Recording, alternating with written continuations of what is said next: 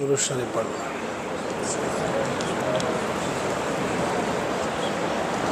الحمدللہ الحمدللہ وکفی وسلام علی عبادہ الذین اصطفی اما بعد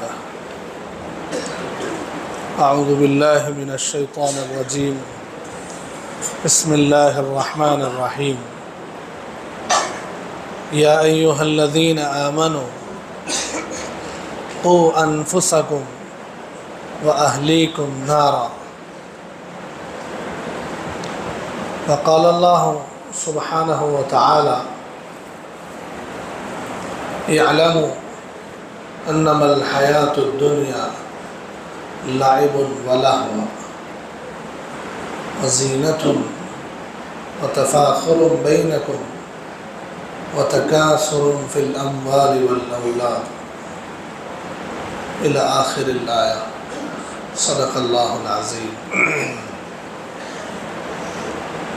وقیل لرسول اللہ صلی اللہ علیہ وسلم من نجا یا رسول اللہ؟ قال صلی اللہ علیہ وسلم املک علیک لسانک ولیسعک بیتک وابکی علی خطیتک او کما قال صلی اللہ تبارک و تعالی علیہ وآلہ وسلم۔ محترم بھائیوں، دوستوں اور بزرگوں، اللہ جل جلالہ ومنوالہ کا بڑا کرم اور احسان ہے کہ اللہ تعالیٰ نے ہمیں مسلمان بنایا، ایمان والوں کے گھر میں پیدا کیا۔ یہ ایمان جو اللہ تعالیٰ نے ہمیں عطا فرمایا ہے، اس کا ایک نور ہوتا ہے، جس کے ایمان کا نور جتنا زیادہ ہوتا ہے اس مومن کا اللہ کے یہاں درجہ بھی اتنا بلند ہوتا ہے۔ اللہ تعالیٰ کے یہاں ایمان والوں کی درجات میں فرق ہے، زیادہ درجے والے مومنین، اس سے کم درجے والے، اس سے کم درجے والے، مختلف درجات کے ایمان والے، اور سب کے درجات کی بلندی ان کے نور ایمان کے بقدر ہے۔ تو یہ نور ایمان جس کی وجہ سے درجات کی بلندی آخرت میں ملنے والی ہے، یہ نور ایمان کیا ہے اور یہ کیسے حاصل ہوتا ہے؟ اس سلسلے میں آپ کے سامنے دو حدیثیں ذکر کروں گا جس میں نور ایمان کا ذکر ہے۔ پہلی حدیث ہے، ابن عساکر نے روایت کی ہے اور حضرت نے اس کو حیات الصحابہ میں بھی ذکر کیا ہے۔ حارث ابن مالک رضی اللہ تعالیٰ عنہ ایک صحابی ہے، یہ مسجد میں ایک دن لیٹے ہوئے تھے،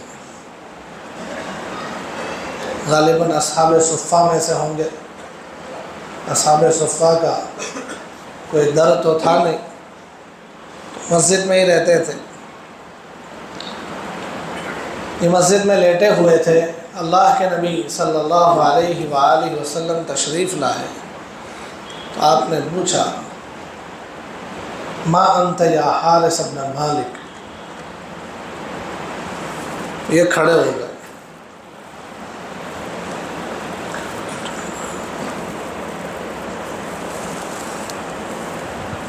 کھڑے ہو گئے اور اللہ کے رسول صلی اللہ علیہ وسلم نے جو پوچھا تھا کہ حارث ابن مالک تم کیا ہو، یہ پوچھا کہ تم کیا ہو،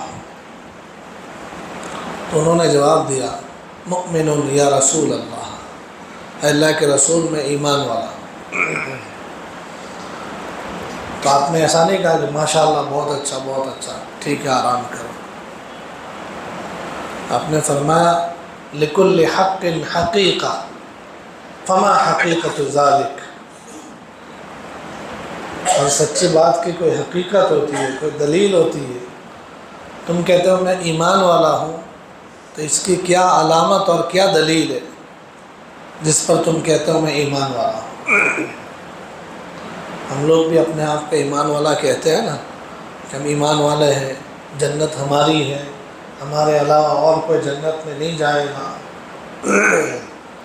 یہ سنیے، اللہ کے رسول صلی اللہ علیہ وآلہ وسلم نے ان سے فرمایا کہ تم ایمان والا اپنے آپ کو بتاتے ہو، تو اس کی کیا حقیقت اور کیا علامت ہے؟ انہوں نے اپنے ایمان کی حقیقت بتانا شروع کیا کہ عزفت نفسی من الدنیا واسہرت لیلی وازمعت نہاری، کہ میں نے اپنے آپ کو دنیا سے بے رغبت کر دیا، دنیا کا شوق اب میرے دل میں باقی نہیں ہے، اس لیے میں راتوں کو جاگ کر اللہ کو راضی کرنے کی کوشش کرتا ہوں، دل میں کبھی روزے رکھ لیا کرتا ہوں۔ وَكَأَنِّي أَنظُرُ إِلَىٰ عَرْشِ رَبِّي حِينَ يُجَاءُ بِهِ، اور روز قیامت جب باری تعالیٰ کا عرش لایا جائے گا، میدان حشر میں رب العالمین کا عرش لایا جائے گا، قرآن میں اس کا ذکر ہے، وَجَاءَ رَبُّكَ وَالْمَلَكُ صَفًّا صَفًّا، کہ رب العالمین فرشتوں کی صف کے ساتھ اپنے عرش الہی کے ساتھ میدان حشر میں جلوہ افروز ہو رہے ہیں۔ تو یہ کہتے ہیں کہ وہ منظر ہمیشہ میری آنکھوں کے سامنے رہتا ہے جب عرش الہی میدان حشر میں اتارا جائے گا۔ وَكَأَنِّي أَنظُرُ إِلَىٰ أَهْلِ الْجَنَّةِ يَتَزَاوَرُونَ فِيهَا، جنتی لوگ جنت میں چلیں گے، پھریں گے، کھائیں گے، پیئیں گے، مزے کریں گے، تو یہ بھی ہمیشہ مجھے اپنی آنکھوں کے سامنے دکھتا ہے۔ وَكَأَنِّي أَسْمَعُ أَوَاءَ أَهْلِ النَّارِ، اور جہنمیوں کو جہنم میں جو مارا جائے گا اور ان کو سزا دی جائے گی، جس پر یہ چیخیں گے، چلائیں گے، پکاریں گے، تو ان کے چیخنے چلانے کی آوازیں ہر وقت مجھے اپنے کان میں ابھی سے سنائی دے رہی ہے۔ یہ اپنے ایمان کی حقیقت بیان کر رہا ہے کہ دنیا کا اب شوق نہیں رہا، رات میں جاگ کر عبادت کرتا ہوں، رب کو مناتا ہوں، دن میں روزے بھی رکھ لیتا ہوں، اور میدان قیامت کا منظر اور جنت و جہنم کا منظر گویا کہ میری آنکھوں اور کانوں میں ہے۔ اس پر اللہ کے نبی صلی اللہ علیہ وآلہ وسلم نے بیان فرمایا، مؤمن نور قلبہ، کہ ایمان کا نور تیرے دل میں اتر گیا ہے۔ ایک حدیث یہ ہے، اس میں نور ایمان کی کیا علامتیں بیان کی گئی کہ آخرت کا استحضار، جنت و جہنم کا استحضار، دنیا سے بے رغبتی، اور دنیا سے جب بے رغبتی ہے تو پھر رب کو راضی کرنے کے لیے دن رات اللہ کو منانے کی محنت۔ دوسری روایت قرآن کریم کی ایک آیت ہے، افمن شرح اللہ صدرہ للاسلام فہو علی نور من ربہ، کہ جس آدمی کا اللہ تعالیٰ دل کھول دیتے ہیں اسلام کے لیے، تو اللہ کی طرف سے اس کے دل میں نور اتارا جاتا ہے۔ ایک دن اللہ کے نبی صلی اللہ علیہ وآلہ وسلم نے یہ آیت کریمہ تلاوت فرمائی، اس کے بعد آپ نے خود فرمایا کہ اذا دخل نور الاسلام القلب انفسخ وانشرح، کہ جب نور ایمان اور نور اسلام کسی دل میں داخل ہو جاتا ہے تو وہ دل کھل جاتا ہے، اسلام کی ساری باتیں اسے صحیح سمجھ میں آتی ہیں، اسے کبھی بھی ڈاؤٹ نہیں ہوتا اسلام کے کسی حکم پر، اس کے دل میں کبھی یہ شک بھی نہیں آتا ہے کہ یار ایسا کیوں ہے اسلام میں، اس کو کبھی اسلام کی کسی چیز پر اعتراض نہیں ہوتا ہے کہ ان کے یہاں دیکھو کیسے مزہ ہے اور ہم کو کیوں باندھ کے رکھا ہوا ہے۔ شریعت کی پابندی اسے بوجھ نہیں لگتی، جب کسی دل میں نور اسلام داخل ہو جاتا ہے تو اسلام اور اسلامی احکام کے تعلق سے اس کا دل اور اس کا سینہ کھل جاتا ہے، اسلام صحیح سمجھ میں آتا ہے اور سارا لاجک اس کو سمجھ میں آتا ہے اسلام کا۔ اس پر صحابہ کرام رضی اللہ عنہم اجمعین میں سے کسی نے پوچھا کہ اللہ کے رسول صلی اللہ علیہ وآلہ وسلم، نور اسلام کسی دل میں داخل ہو جاوے تو اس کی کیا علامت ہے کہ ان علامتوں سے ہم پہچان لیں کہ ہاں بھائی میرے دل میں اسلام کا نور اور ایمان کا نور داخل ہو گیا، ایسی کوئی علامت بتا دیجیے۔ اللہ کے نبی صلی اللہ علیہ وآلہ وسلم نے 3 باتیں ارشاد فرمائی کہ یہ 3 باتیں آ گئی تو نور اسلام اور نور ایمان سینے میں اتر گیا ہے۔ پہلی بات ارشاد فرمائی التجافی عن دار الغرور، کہ نور ایمان داخل ہونے کی پہلی علامت یہ ہے کہ یہ دھوکے کا گھر، یعنی اس دنیا سے بے رغبتی دل میں پیدا ہو، کہ یہ دھوکے کا گھر ہے، دل لگانے کا در تو نہیں ہے، تو دھوکے کے گھر سے بے رغبتی یعنی دنیا کا شوق نہ رہے۔ دوسری علامت الانابت الی دار الخلود، کہ ہمیشہ رہنے کا جو گھر ہے آخرت، اس کی طرف رجوع، اس کا شوق، وہاں پر کچھ حاصل کرنے کا جذبہ یہ پیدا ہو جائے، یہ دوسری علامت۔ اور تیسری علامت الاستعداد للموت قبل نزولی، کہ موت کے آنے سے پہلے موت کی تیاری۔ یہ 3 چیزیں جس کے اندر آ گئی تو کہا جا سکتا ہے کہ نور اسلام اور نور ایمان دل میں داخل ہو گیا ہے۔ یہ 2 حدیثیں، پہلی حدیث میں آخرت کا استحضار، جنت و جہنم کا استحضار اور دنیا سے بے رغبتی اور اس کے لیے دن رات کی محنت، یہ پہلی حدیث کا کنکلوژن ہے۔ دوسری حدیث میں یہی چیزیں، دنیا سے بے رغبتی، آخرت کا شوق اور اس کے لیے موت آنے سے پہلے کی تیاری۔ دونوں حدیثوں کے کنکلوژن سے یہی باتیں نکلتی ہیں کہ دنیا کا شوق نہ ہو اور آخرت کا شوق ہو اور اس کے لیے محنت ہو۔ اب ہر آدمی اپنے آپ کو دیکھے کہ اس پیرائے میں اور اس تھرمومیٹر میں میرے اندر نور ایمان کتنا ہے، کیا میرا دل نور اسلام سے منور ہے یا دنیا کی ظلمت میں یہ بگڑا ہوا ہے؟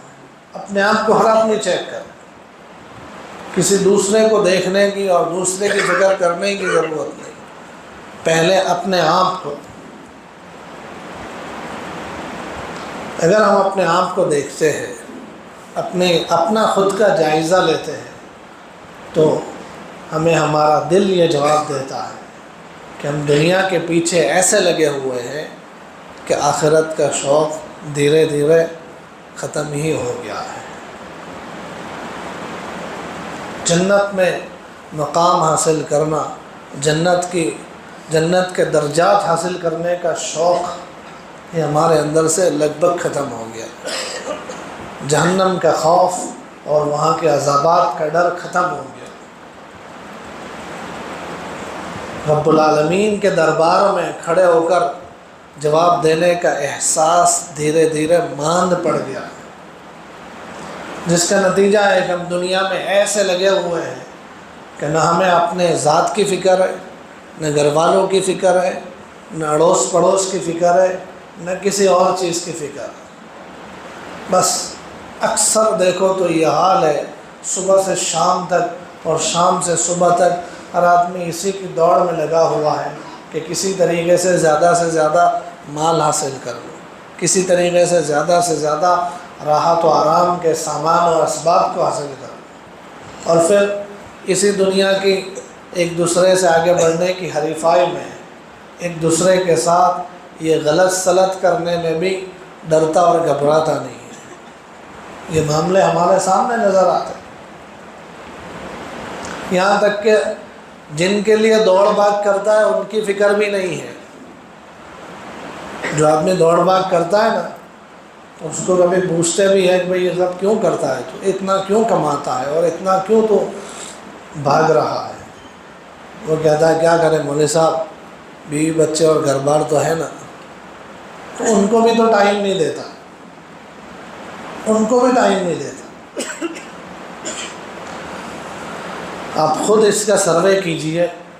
یہ میرا اندازہ ہے مولانا کہ پچھلے 5-10 سال سے تو میں خود دیکھ رہا ہوں کہ ہمارے اچھے خاصے دینی مزاج رکھنے والے ہمارے ساتھی بھی اور اکثر مسلمان اپنے گھر والوں کی فکر چھوڑ کر اپنے گھر والوں کو ٹائم دینا بند کر دیا ہے. آپ سوچیں گے نا تو یہ چیز آپ کو بھی سمجھ میں آئے گی. گھر والوں کو ٹائم دینا ہی چھوڑ دیا.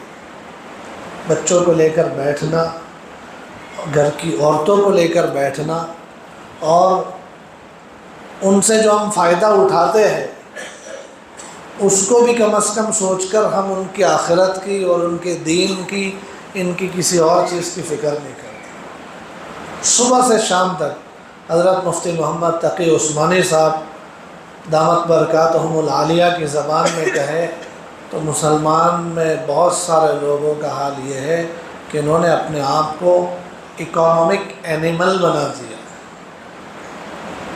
کماؤ جانور.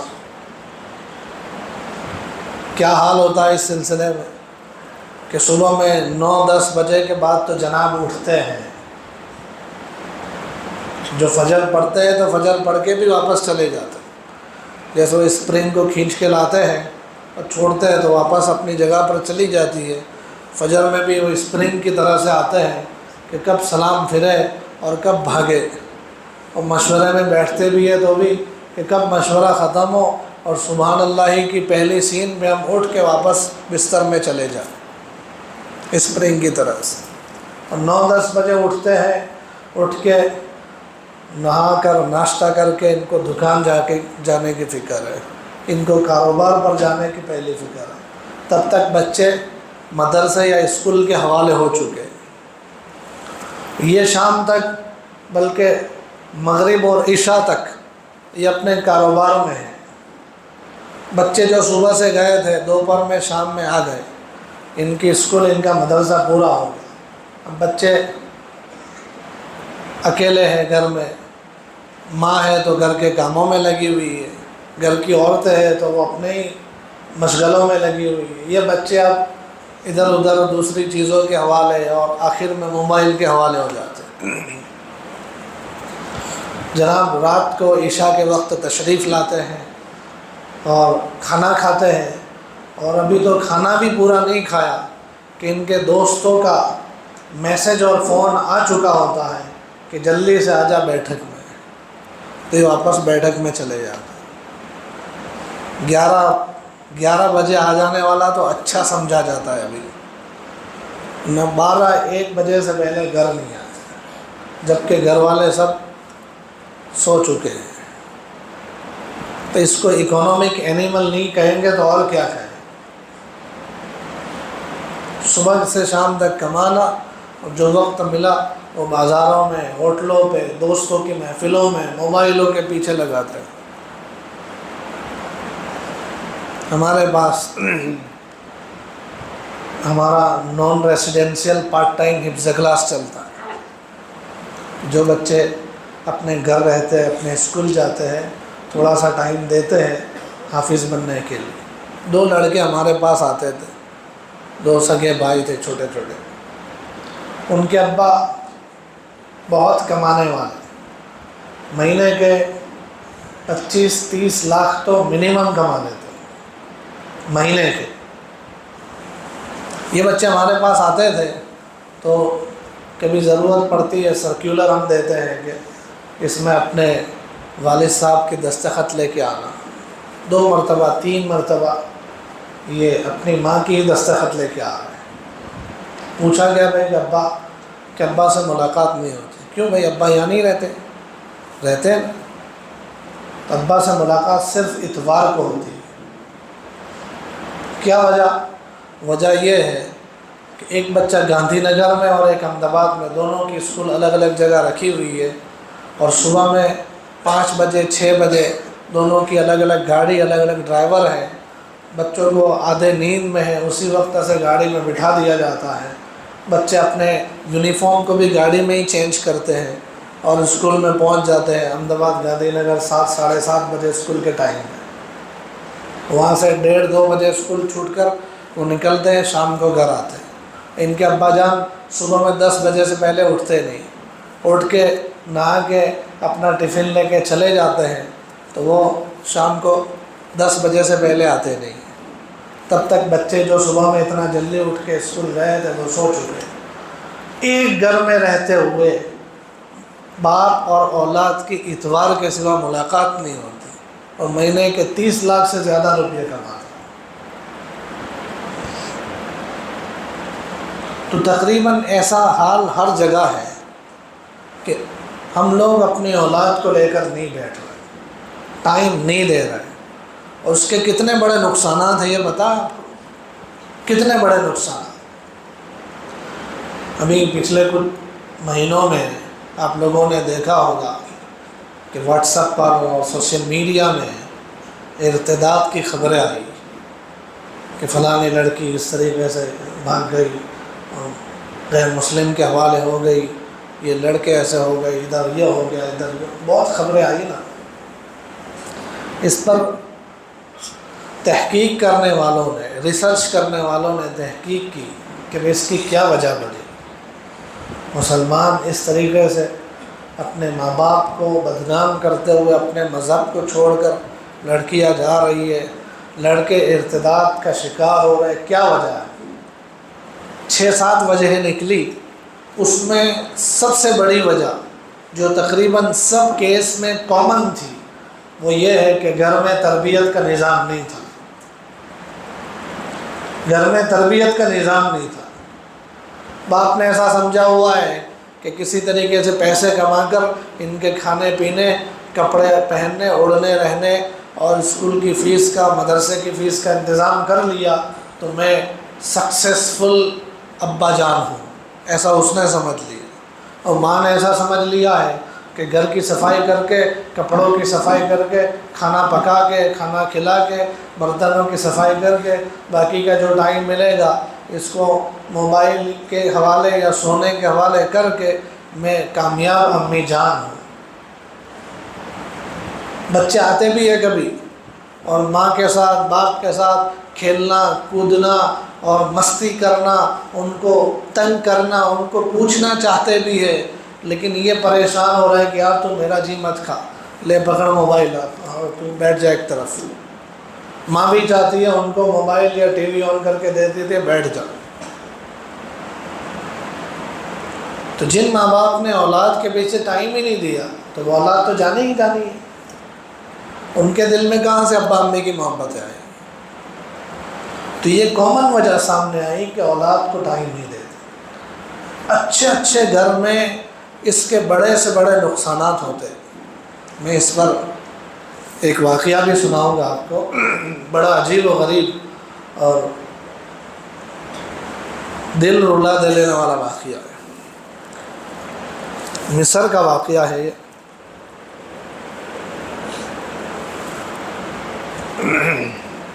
مصر میں ایک بہت بڑا تاجر، بہت پیسے والا آدمی، لیکن اس کا جو مقصد تھا، اس کا ایم تھا، اس کا گول تھا وہ یہ ہے کہ ملک کا سب سے بڑا تاجر میں بن جاؤں، بزنس ٹائکون۔ پورے ملک کے جب فہرست بنے تو پہلا نام میرا آنا چاہیے۔ اس کے لیے اپنی تجارت میں بہت محنت کرتا ہوں۔ محنت میں کبھی اس ملک میں، کبھی اس ملک میں، کبھی یہاں ڈیل ہو رہی، کبھی وہاں ڈیل ہو رہی ہے، اور وہاں سے مال ادھر ادھر، اسی میں وہ لگا رہتا تھا۔ گھر میں بہت کم ٹائم دیتا تھا۔ اس کا اکلوتا ایک بیٹا تھا اور ایک بیوی اور بہت پیسہ۔ ایک دن یہ تاجر تجارت کے سلسلے میں الجزائر گیا ہوا تھا۔ وہیں 5 اسٹار ہوٹل میں رکا ہوا تھا، رات کا وقت تھا، اور اس کے کمرے میں جو فون تھا وہ فون بجا، اور وہاں سامنے کی طرف اس کا بڑا بھائی بول رہا تھا۔ بڑے بھائی نے کہا کہ بھائی تو جلدی سے گھر آ جا، یہاں بہت بڑا پرابلم ہو گیا، بالکل دیر مت کرنا، جلدی سے آ جا۔ اس نے کہا کیا ہوا؟ کہ جلدی آ جا ورنہ تیری بیوی تجھے دیکھنے نہیں ملے گی، ایک حادثہ ہو گیا ہے اور وہ بالکل آخری سٹیج میں ہے۔ تو اس نے کہا کہ اس کو کسی طریقے سے پرائیویٹ جیٹ کے ذریعے سے یوروپ میں بھیج دو، میں یہاں سے یوروپ پہنچتا ہوں اور اس کا اچھے سے اچھا علاج کراؤں گا، پیسوں کی کوئی چنتا نہیں ہے، بالکل اس کی جان بچنی چاہیے۔ سامنے اس کا بھائی کہہ رہا ہے کہ بھئی اتنا کوئی ٹائم نہیں ہے، علاج ہم یہاں کر رہے ہیں لیکن بہت مشکل ہے، تو جلدی سے آ جا ورنہ دیکھنا بھی نصیب نہیں ہوگا۔ ایسا کہہ کے بڑے بھائی نے فون چھوڑ دیا، رکھ دیا۔ تو یہ اب پریشان، جلدی سے اس نے جو پہلی فلائٹ ملتی تھی اس کو پکڑی اور مصر یہ پہنچ گیا، کائرو سٹی کے ایئرپورٹ پر۔ وہاں اس کا بھائی لینے کے لیے آیا ہوا تھا اور اس کے بھائی کے ساتھ یہ اب گلے مل رہا ہے برسوں کے بعد بڑے بھائی کے ساتھ، کیونکہ یہ کمانے میں ایسا لگ گیا تھا کہ اپنے بھائی کا رشتہ بھی چھوڑ چکا تھا۔ دنیا کا نشہ جب چڑھ جاتا ہے تو یہی حال ہوتا ہے کہ رشتہ داروں کو، ان کے حقوق کو، ان کو ملنا جلنا، ان کے ساتھ بیٹھ کر ان کے سکھ دکھ میں ساتھ دینا، یہ سب چیزیں چھوٹ جاتی ہے، صرف اور صرف گاندھی باپو نظر آتے ہیں۔ تو یہ اس کا بھی حال تھا کہ برسوں کے بعد اپنے بھائی کو مل رہا، اور پوچھا کیا ہوا، کہ بھئی بیٹھ جا گاڑی میں جلدی سے۔ اور اس کی آنکھیں دیکھ رہی تھی کہ میرا بیٹا نہیں آیا، بیٹا آنا چاہیے لینے کے لیے، لیکن اس نے کچھ پوچھا نہیں، بڑے بھائی نے بھی کچھ بتایا نہیں، بٹھا دیا گاڑی میں، چل جلدی سے، تیری بیوی کی حالت بہت خراب ہے اور ہو سکتا ہے کہ بچی بھی نہ ہو، ایسا کر کے اس کو لے گیا۔ اس کے اپنے بنگلوں پر جانے کے بجائے بڑا بھائی اپنے گھر لے جا رہا تھا، اور اپنے گھر لے جا کر ایک کمرے میں بٹھا دیا، اور بٹھا کر یہ سامنے بیٹھ گیا کہ بولوں تو کیا بولوں۔ اس نے پوچھا بھئی ہوا کیا ہے، بیوی کہاں ہے میری؟ کہ بیوی کا انتقال ہو گیا، ہم نے اس کو ہاسپٹل کے فریز میں رکھا ہوا ہے، تیرے انتظار میں دفن کیا نہیں ہے۔ تو ہوا کیا، اور میرا بیٹا کہاں ہے؟ کہ کیا بتاؤں تجھے، میں اپنے گھر میں تھا اور پولیس اسٹیشن سے فون آیا تھا کہ تم جلدی سے آ جاؤ، تم احمد کے بھائی ہو نا، تم جلدی سے آ جاؤ۔ میں نے پوچھا پولیس والوں کو ہوا کیا؟ یہاں کے سب پتہ چل جائے گا، جلدی سے آ جاؤ۔ میں پولیس اسٹیشن گیا تو وہاں تمہارا بیٹا پولیس اسٹیشن میں بیٹھا ہوا تھا، اور اس کے کپڑے ادھر ادھر تھے، اس پر خون بھی لگا ہوا تھا، اور وہ بیٹھا ہوا تھا ادھر۔ پولیس والوں نے ڈیٹیل بتائی کہ یہ لڑکا ہمارے پولیس اسٹیشن میں آیا اور ہاتھ میں چاقو لے کر آیا تھا، اور اس نے خود آ کر کہا کہ میں نے کسی طریقے سے اپنی ماں کو مار دیا ہے، اور یہی چاقو ہے، اور ماں کی لاش گھر میں پڑی ہوئی ہے، اور میں یہاں آ گیا ہوں۔ پولیس والوں نے جب تحقیق کی، اس کے جیب وغیرہ چیک کیے، تو اس کے جیب میں سے افیم کی، نشے کی پڑیاں نکلی۔ اس کا میڈیکل ٹیسٹ کروایا تو اس کی باڈی میں بھی الکوہل پایا گیا۔ یہ وہ لوگ گئے وہاں پر، اور یہ جا کر ملا اپنے بیٹے سے، اکلوتے بیٹے سے، جس کے لیے دوڑ بھاگ کر رہا تھا، اس کو جا کر ملا تو دیکھنا بھی پسند نہیں کرتا تھا، کیونکہ بیٹے نے خود اپنی ماں کا مرڈر کیا تھا۔ جب کسی طریقے سے ساری ڈیٹیل پتہ چلی تو یہ نکلی ڈیٹیل میں کہ ابا تو اس طریقے سے تجارت کے لیے ادھر ادھر دوڑ بھاگ کرتا تھا، کسی طریقے سے پہلے نمبر کا امیر بننا ہے مجھے، اور امی جان تھی اکیلی گھر میں، تو امی جان بھی بہت پیسے والی تھی، اس لیے اس کو بھی کوئی خاص فکر نہیں تھی، اور ویسے بھی اکیلی ماں کا اکلوتا جوان بیٹا کہاں ماں کی بات سنتا ہے۔ یہ بیٹا انجینئرنگ کی پڑھائی کرنے والا، اچھے گھرانے کا، خاندانی گھرانے کا لڑکا، اپنی اسکول کالج میں دوستوں کے ساتھ مل کر یہ نشے کا عادی بن گیا تھا۔ دوستوں نے بھی اسے اس طریقے سے لگایا تھا کہ دوستوں نے کہا کہ ہم تجھے ایک چیز چکھاتے ہیں آج، تو وہ چیز چکھ لے گا نا تو سارے غم بھول جائے گا۔ اس لڑکے کو غم کیا تھا؟ پیسہ تو بہت تھا اس کے پاس، غم اسی بات کا تھا کہ ابا کے ساتھ ہماری ملاقات نہیں ہوتی۔ سب لوگ اپنے باپ کی بات کرتے تھے، لیکن یہ باپ ہوتے ہوئے بھی باپ کی بات نہیں کر پاتا۔ تو اس کو چکھایا ایک دن، وہ چکھا اس نے تو تھوڑی دیر کے لیے تو ساری چیزیں بھول گیا، پھر دوسرے دن تیسرے دن یہاں تک کہ اس کو عادت ہو گئی۔ اب یہ پیسے والا تھا تو سارے دوست یہ کہتے تھے کہ بھئی تو پیسے لا، اس میں تو بہت پیسے چاہیے۔ اب بہت پیسے، اس کو جو پاکٹ منی ملتی تھی اس میں اتنا نشہ ملتا نہیں تھا، تو اس نے اپنے گھر سے چیزیں غائب کرنا شروع کیا۔ بڑا بنگلہ تھا، اس میں قیمتی چیزیں رکھی ہوئی تھی، کبھی یہ اٹھائی کبھی وہ اٹھائی، کبھی ابا کی قیمتی واچ بیچ ڈالی، کبھی امی کے زیور بیچ ڈالے۔ ماں کو خبر ہی نہیں ہے، گھر میں یہ سب ہو رہا ہے، بیٹا نشے میں دھت گم پھر رہا ہے، کالج کے بہانے سے ادھر ادھر ہو رہا ہے، نہ ماں کو خبر ہے اس کی اور ابا کو اس کی پرواہ نہیں ہے۔ یہاں تک کہ اور یہ لڑکا پھر جھوٹ موٹ کے بہانے بنا کر بھی اپنی امی سے پیسے لیتا تھا۔ کبھی کہتا ہے کہ امی آج تو میں نے دوستوں کی پارٹی کی ہوئی ہے، کئی مرتبہ میں دوستوں کا کھانا کھاتا ہوں، آج مجھے کھلانا ہے تو اتنے پیسے چاہیے، امی دے دیتے تھے۔ کبھی کہتا ہے کہ میری گاڑی خراب ہوگی، ریپیئر کے لیے پیسے چاہیے، کبھی کہتا ہے یہ ہو گیا اس کے لیے پیسے چاہیے، لیکن وہ سب نشے میں جاتے تھے۔ ایک دن اس نے نشے کی سب دوستوں کی پارٹی کی۔ اچھا، اس کی اماں کو دھیرے دھیرے یہ سب چیزیں غائب ہو رہی تھی، جب بہت زیادہ غائب ہوئی چیزیں تو احساس ہوا۔ اس کی ماں نے اس کو پوچھا تو یہ اٹاک پٹانگ باتیں کرنے لگا، تو اب ماں نے تھوڑی سی دھیان رکھنا شروع کیا، تو ماں کو کسی طریقے سے پتہ چلا کہ یہ نشہ کرنے لگ گیا ہے، تو ماں نے اسے سمجھایا۔ اور اکلوتا بیٹا اس طریقے سے بگڑتا ہو کون ماں برداشت کر سکے؟ بہت سمجھایا اس کو، محبت کے ساتھ، محبت کے واسطے دیے، تھوڑی بہت اس کو دھاک دھمکی دی، ڈرایا اور بنایا، پیار کیا کسی طریقے سے، لیکن لت لگ جاتی وہ کہاں ماننے کا تھا، وہ تو نہیں مانا۔ اب اس کی ماں نے اس کو پیسے دینا بھی بند کر دیا کہ تو بہانے بنا کر یہ غلط کام کرتا، تجھے پیسے نہیں ملیں گے۔ اسی میں ایک دن اس نے سب دوستوں کی نشے کی پارٹی کی۔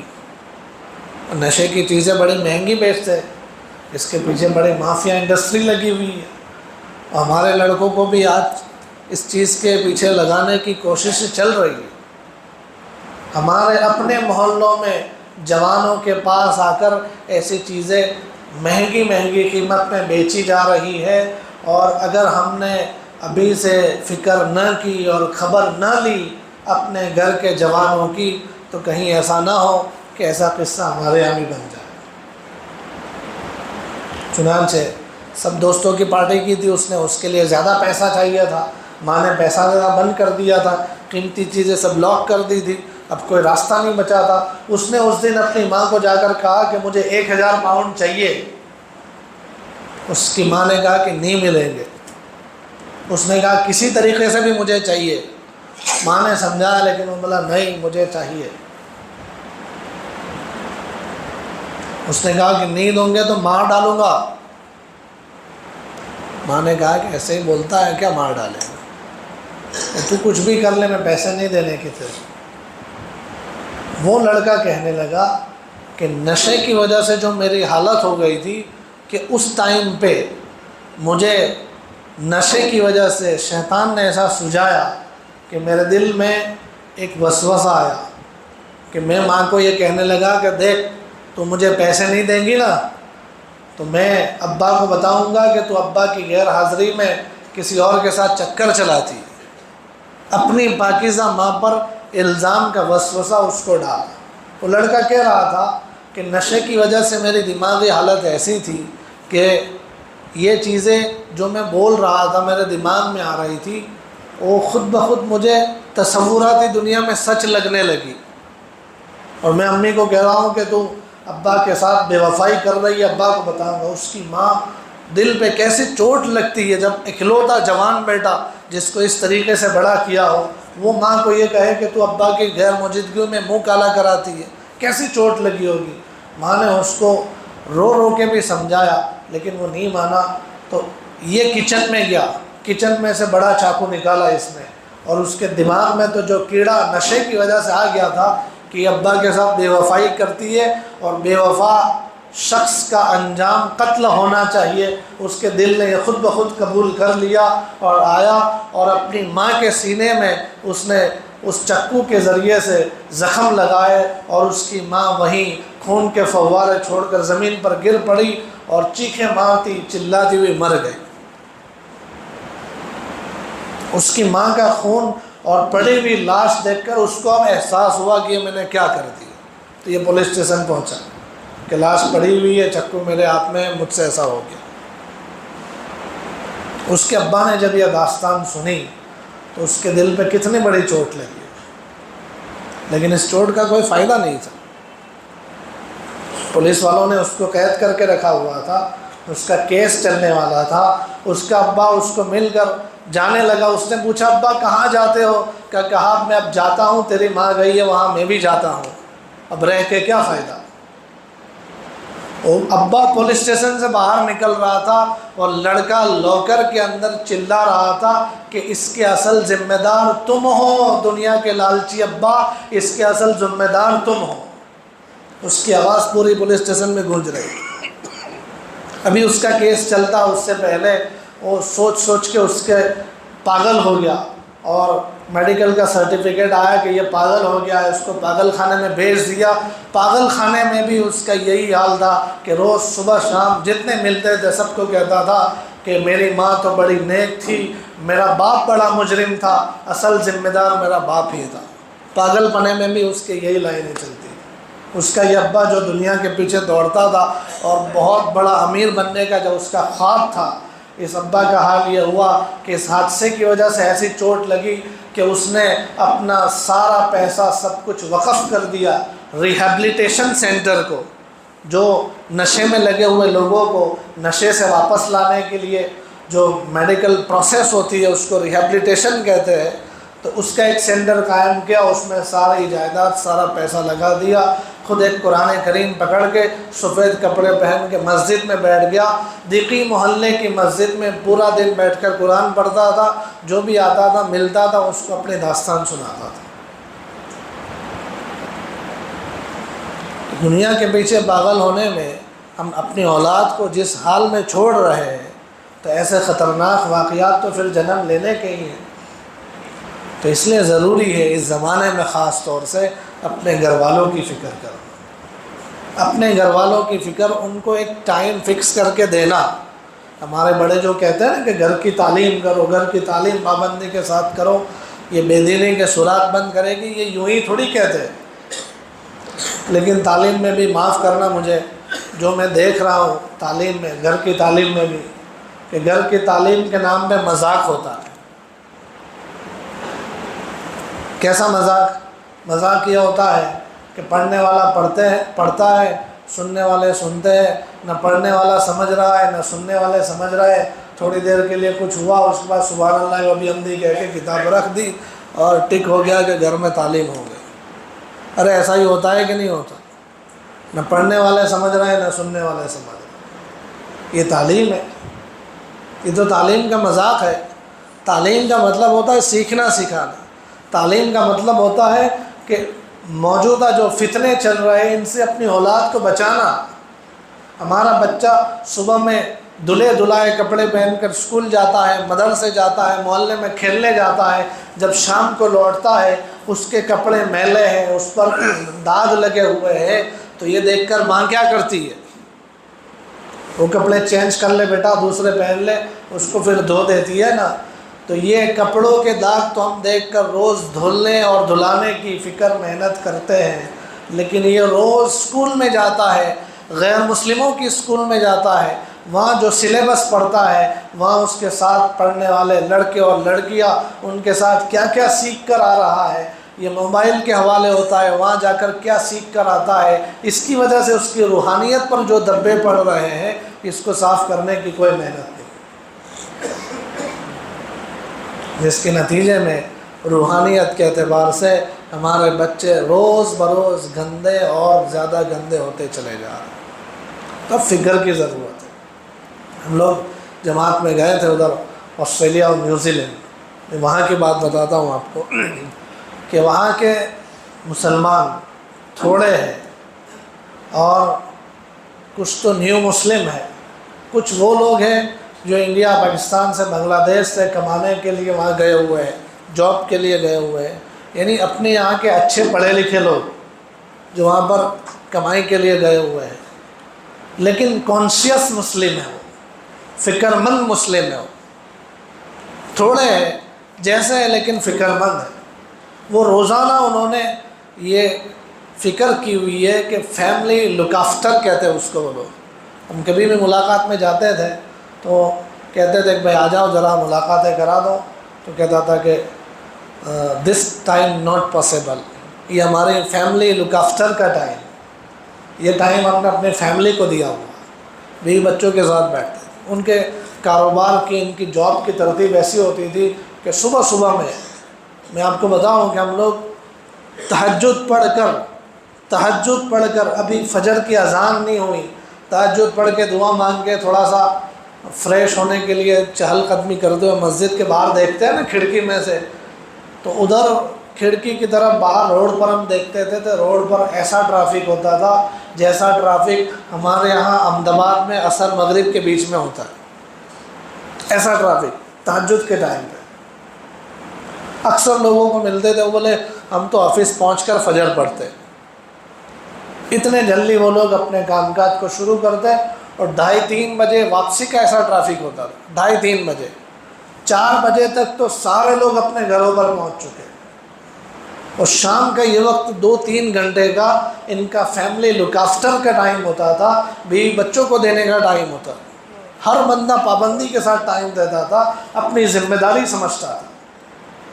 پھر مغرب عشاء میں آیا مسجد میں، تو مغرب عشاء میں تھوڑی بہت محنت فکر کر لی، ملاقات کروا لی، اور عشاء کے بعد یہ حال ہوتا تھا کہ عشاء بہت جلدی ہوتی تھی وہاں پر، اس ٹائم پہ رمضان تھا، تو رمضان میں کوئی 4:45-5 بجے افطار ہو جاتا تھا، اور 6:15 کو عشاء کی نماز کھڑی ہوتی تھی، 6:30 کو تراویح کی شروع ہو جاتی تھی، اور 7:15 تک تو تراویح بھی ختم۔ عشاء کے بعد 7:30-8 بجے آپ بڑے سے بڑے شہر میں جائیں تو آپ کو ایسا سناٹا محسوس ہوگا جو ہمارے یہاں رات کے 2-3 بجے میں ہوتا ہے۔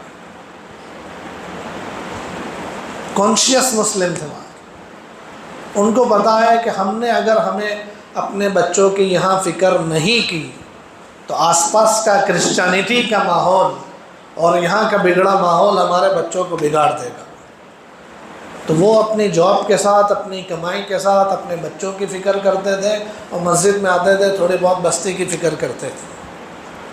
اور یہاں ہمارا حال یہ ہے کہ ہم بے فکر ہے، جس کو فکر بھی ہے تو محلے کے دوسرے گھروں کی فکر ہے، دوسری بستیوں کی فکر ہے، نہیں ہے فکر تو اپنے گھر کی فکر نہیں ہے، اپنی اولاد اور اپنے بیوی بچوں کی فکر نہیں ہے، اس کو ذمہ داری نہیں سمجھتے کہ اتنا ٹائم فکس مجھے اپنے گھر والوں کو دیتا ہے، نہیں ہے، وہ سسٹم ہی الٹا بنایا ہوا ہے۔ بچے جس ٹائم پر فری ہوتے ہیں، مغرب سے عشاء کا ٹائم بچوں کا اور بیویوں کا ہونا چاہیے، تو اس ٹائم پہ تو ہم کاروبار پہ ہوتے ہیں یا واپسی کے راستے میں ہوتے ہیں۔ کون منع کرتا ہے آپ کو کہ آپ اپنے دکانوں کے شٹر اور اپنی نوکری کا ٹائم یہ عصر کے بعد تک رکھو، اور عصر کے بعد لاک مار کے مغرب سے پہلے تک آ جاؤ؟ اس سے کون منع کرتا؟ کیا یہ موجودہ حکومت منع کرتی ہے؟ ہم ساری چیزوں کا الزام ان پر لگاتے ہیں، کیا کرے بھائی ان لوگوں کی وجہ سے، اور فلاں تنظیم کی وجہ سے، اور فلاں آدمی جو اس سیٹ پر بیٹھا ہوا ہے اس کی وجہ سے یہ ہو رہا ہے۔ ان لوگوں کو جو الزام دیتے ہیں، شام کو عصر کے بعد کاروبار بند کر کے اپنے گھر آ جانے پر کون روکتا ہے بتاؤ؟ اگر ہم لوگ مغرب تک گھر آ جائے، اور مغرب سے عشاء کا ٹائم پورا فیملی ٹائم، اور عشاء کے بعد مسجد کی ملاقات کریں، رہ گئے تو فجر کے بعد کریں، تو کیا نہیں بن سکتا ایسا نظام؟ ہمارے یہاں سے ایک جماعت ناگپور کے کسی علاقے میں گئی تھی، ناگپور میں جماعت والوں نے وہاں کے محلے کے مقامی ساتھیوں کی فکر کی کہ بھئی ملاقاتوں کا ٹائم دو، سب کو مغرب سے عشاء کا کوئی ٹائم نہیں دیتا تھا، پوچھا بھی میں مغرب سے عشاء کا ٹائم دو؟ مغرب سے عشاء ہمارے پوری بستی میں سب نے نظام بنایا ہوا ہے کہ گھر کی تعلیم ہوگی، گھر والوں کی فکر ہوگی۔ پوری بستی میں یہ ماحول تھا کہ کوئی عورت باہر نہیں نکلتی تھی۔ بھئی کیا ہوا، کیوں نہیں نکلتی عورتیں؟ کہا یہاں مردوں نے یہ ذمہ داری لی ہوئی ہے کہ باہر سے جو کچھ لانے کا ہے ہم لا کے دیں گے، ہم مرد ہیں، عورتوں کو کیوں بھیجیں؟ دل پہ لے لیا، ترتیب بنائی تو وہاں نظام قائم ہو گیا۔ لیکن ہم لوگ الٹے نظام کے ساتھ چل رہے، 11 بجے دکان کھلتے، عشاء تک آتے نہیں ہیں، اور عشاء کے بعد گھر جاتے ہیں تو بچے اور گھر والے سب کھا پی کے سونے کے موڈ میں ہوتے ہیں، ٹائم دیتے ہی نہیں ہیں۔ تو اس لیے یہ آپ چاہتے ہیں کہ نور ایمان ہمارے دلوں میں اور ہماری اولاد کی اور ہمارے گھر والوں کے دلوں میں نور ایمان باقی رہے، خاص کر کے جو فتنے کی ہوائیں اس وقت آخری دور میں ہمارے اس دیش بھارت میں چل رہی ہے، جہاں پر لوگ یہ چاہتے ہیں کہ کسی طریقے سے ان کا ایمان نکل جائے، اس وقت اگر ہم چاہتے ہیں کہ ہمارا اپنے گھر والوں کا، بچوں کا، آنے والی نسلوں کا ایمان محفوظ ہو جائے اور ان کا دین صحیح سالم باقی رہ جائے، تو اس کے لیے آج ہمیں کریکٹیو ایکشنز لینے پڑیں گے، ہمیں یہ ترتیب بنانی پڑے گی کہ اب سے ہمارے اس پورے محلے میں، پوری بستی میں ایک ٹائم فکس کہ سارے لوگ اپنے گھر کی فکر کریں۔ Charity begins from home, English میں کہتے ہیں کہ اچھائی کی ابتدا اپنے گھر سے ہونی چاہیے، اور یہ انگلش کی بات بعد میں ہے، یہ حدیث میں سے نکلا ہوا جملہ ہے، ابدأ بمن تعول، بخاری شریف کی روایت میں ہے کہ پہلے اپنے لوگوں کی فکر کرو، ابتدا اپنے گھر سے کرو۔ سارے جہاں کی فکر ہے اور اپنے گھر سے بے فکر ہے، ایسا کانشیس مسلم نہیں ہوتا۔ کانشیس مسلم اور باشعور مسلمان وہ ہے کہ جو اپنی ذات کے ساتھ اپنے گھر والوں کی فکر کرے اور اس کے ساتھ ساتھ پوری بستیوں کی فکر کرے۔ تو اللہ تعالیٰ نے یہ دعوت کا مبارک عظیم کام ہمیں دیا ہے، اس نے ہمیں یہ احساس دلایا کہ ایمان بھی فکر اور محنت کرنے کی چیز ہے، ورنہ ہم لوگ اس سے بے خبر ہی تھے نا کہ ایمان محنت کرنے کی چیز ہے، یہ سمجھتے ہی نہیں تھے۔ تو یہ دعوت کے مبارک کام سے بھی یہ چاہا جاتا ہے اپنے ذات کی، آخرت کی فکر، گھر والوں کی فکر، بستیوں کی فکر، سارے مسلمانوں کی فکر، لیکن ترتیب کے ساتھ ہونی چاہیے۔ ترتیب چھوڑ دے ہم اپنی اور اپنے گھر والوں کی فکر چھوڑ کر دوسروں کی فکر کریں گے تو اس کا نقصان ہمیں بھگتنا پڑے گا۔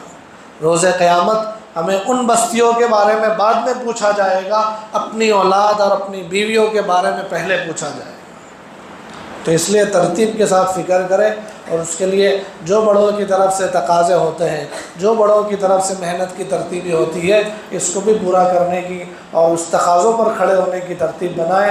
آگے رمضان مبارک کا مہینہ آ رہا ہے، رمضان میں ہمارے بڑوں کی طرف سے آوازیں ہوتی ہے کہ ہر بندہ ایٹ لیسٹ 2 3 مرتبہ 3 دن بھی لگائے، اور رمضان میں بھی یہ فکر ہماری اور زیادہ مضبوط ہو جائے۔ یہ نہیں کہ رمضان سونے اور کھانے کا مہینہ بن جائے۔ اب تو یہی ہوا ہے نا کہ سونے پینے کے کھانے کے ٹائم چینج، یعنی رمضان۔ اب تک دن میں کھاتے تھے، رات میں سوتے تھے، اور اب ایسا کریں گے دن میں سوئیں گے، رات میں کھاتے رہیں گے۔ تو اتنا رمضان نہیں ہے، یہ رمضان کو بھی صحیح بنائیں، اس میں جماعتوں میں بھی وقت لگائے، اعمال میں زیادہ سے زیادہ، اور آج سے نیت کریں کہ رمضان آنے سے پہلے سب لوگ اپنے سوشل میڈیا پر سٹاپ لگا دیں گے۔ سوشل میڈیا سٹاپ، کوئی بہت ضروری ہے کاروبار کے لیے تو اس کا ٹائم فکس کر دے کہ انٹرنیٹ میرا اتنے سے اتنے بجے تک آن رہے گا، باقی آف ہو جائے گا۔ اس پر آپ کنٹرول کر لیں گے تو بہت سارا ٹائم آپ قرآن کریم کو دے سکیں گے، ورنہ قرآن کے لیے کہاں ٹائم بچائے لوگوں کے پاس۔ لے کے بیٹھتے بھی ہے تب بھی یہ خبیث جو ہے فوراً اٹھا لیتا ہے کہ کبھی فون آ گیا، کبھی میسیج آ گیا، کبھی واٹس ایپ آ گیا، کبھی انسٹا آ گیا، کبھی فیس بک آ گیا، اور اس میں ایسی چیزیں بنائی ہوئی ہے کہ ایک کے بعد ایک کو دیکھتے چلے جاؤ اور سارا ٹائم اس میں بگاڑتے چلے جاؤ۔ تو اس لیے نیت بنائیں کہ رمضان سے پہلے اس کو سٹاپ کر دیں گے، 1 مہینہ ان سب چیزوں کو چھوڑ دیں گے۔ کرتے ہو بھائی نیت؟ رمضان کو صحیح طور پر گزاریں گے، اپنے گھر والوں کی فکر کریں گے، رات کو جلدی سے گھر پہنچ کر گھر والوں کی فکر کر کے جلدی سے سو جانا اور صبح جلدی سے اٹھ جانا۔ کون کون کرتا ہے؟ اس کی نیت ہے۔ اور اس کے ساتھ ساتھ اب رمضان کی جو تشکیلیں ہیں مولانا دیکھ لو کیا کیا تشکیلیں ہیں۔ اس میں بھی اپنے تقاضوں میں نام لکھوائے. درود شریف. الحمد للہ رب العالمین الرحمن الرحیم مالک یوم الدین. اللہم لک الحمد کلہ ولک الشکر کلہ ولک المجد کلہ وإلیک یرجع الامر کلہ. اللہم لا نحصی ثناء علیک انت کما اثنیت علی نفسک. اللہم صل علی محمد النبی الامی وعلی آلہ وسلم تسلیما. اللہم صل علی محمد عبدک ورسولک وصل علی المؤمنین والمؤمنات والمسلمین والمسلمات. اللہم انا نستغفرک ونتوب الیک. اللہم انا نستغفرک ونتوب الیک. اللہم انا نستغفرک ونتوب الیک. اللہم اقبل بقلوبنا الى دینک واقبل بقلوب جمیع المسلمین الى طاعتک. اللہم ربنا آتنا فی الدنیا حسنہ وفی الآخرة حسنہ وقنا عذاب النار وقنا عذاب القبر وقنا عذاب الحشر وقنا عذاب الدين واحشرنا يوم القيامة مع المتقين مع الأبرار برحمتك يا عزيز يا غفار. ربنا لا تزغ قلوبنا بعد إذ هديتنا وهب لنا من لدنك رحمة إنك أنت الوهاب. يا مقلب القلوب ثبت قلوبنا على دينك ويا مصرف القلوب صرف قلوبنا وقلوب المسلمين إلى طاعتك. ربنا هب لنا من أزواجنا وذرياتنا قرة أعين واجعلنا للمتقين إماما واجعلنا للمتقين إماما واجعلنا للمتقين إماما. اللهم اهدنا واهد بنا واهد الناس جميعا واجعلنا سببا لمن اهتدى. اللهم اجعلنا من الذين يجاهدون في سبيلك ولا يخافون لومة لائم. اللهم اجعلنا من الذين يقولون حقا ولا يخافون لومة لائم. اللهم اجعلنا من الذين يستمعون القول فيتبعون أحسنه. اللهم إنا نسألك من خير ما سألك منه نبيك وحبيبك سيدنا محمد صلى الله عليه وسلم. أنت المستعان وعليك البلاغ ولا حول ولا قوة إلا بالله. اللهم إنا نعوذ بك من شر ما استعاذك منه نبيك وحبيبك سيدنا محمد صلى الله عليه وآله وسلم. أنت المستعان وعليك البلاغ ولا حول ولا قوة إلا بالله. جزا الله عنا محمدا ما هو أهله صلى الله عليه وآله وسلم. سبحان ربك رب العزة عما يصفون وسلام على المرسلين والحمد لله رب العالمين.